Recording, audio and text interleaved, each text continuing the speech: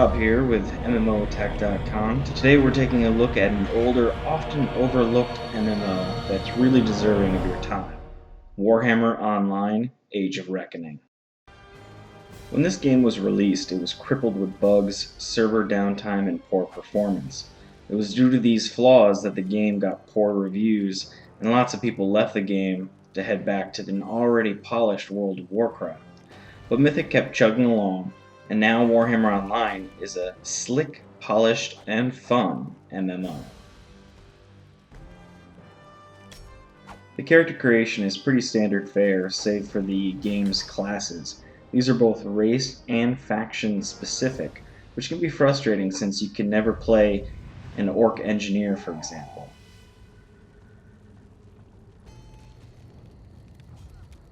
Gameplay is also pretty similar to World of Warcraft in terms of regular questing and combat, but two things set this game apart: public quests and the excellent PvP systems. If you've played the recently released MMO Rift, then public quests will feel very familiar. Tryon built Rift using the Warhammer Online engine, after all. The way they work is you roll up to a specific spot where one is, and you'll see what the goal for the stage the quest is on. Complete the goals and the next stage will start. There are usually 3 stages, with the final stage being a boss fight. After finishing the public quest, you're given a rating based on how much you participated, and you can choose a reward appropriate to that score. The difference between Warhammer Online's public quests and rifts are that public quests in Warhammer Online are static in location, difficulty, and what occurs during them, whereas rifts are very random and scale appropriately to the amount of people in the vicinity. This can be looked at as both a good and a bad thing.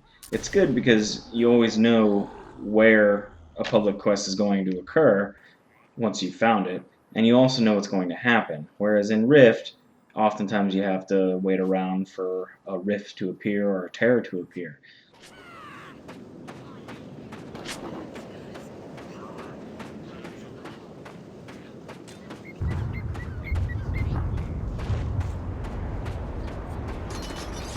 You also earn influence points from public quests, which you can spend at rally masters at the various quest hubs for rewards. Each zone has a few of these you can work towards completing.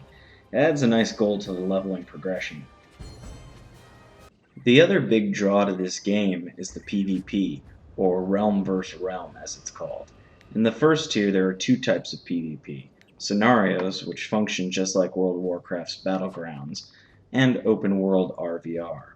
In the later tiers there are also campaigns and capital city sieges. What's awesome is that you can level, do quests, loot enemy players, and earn currency to spend at vendors for useful items and gear, all through PvP only if you want to. The gear you can get is also just as good for PvE as it is for PvP. This is something I always hated about World of Warcraft's PvP gear. I ain't getting any younger. So you may be wondering what the downsides to the game are. Well, it's not completely free to play, and the middle tiers of the game lack a lot of players, as most are either max rank already or are stuck at the rank 10 cap. This is because Mythic decided to let people play the first tier of gameplay for free, as long as they want. That's ranks 1 through 10.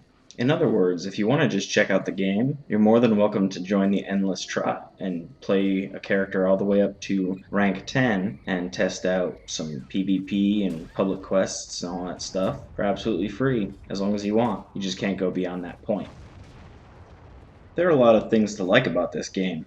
It's got a nice user interface that's fully customizable without mods, great gameplay, interesting classes, and if you decide to buy it, you can get it for the low price of $15 on Steam and on EA's Origin platform.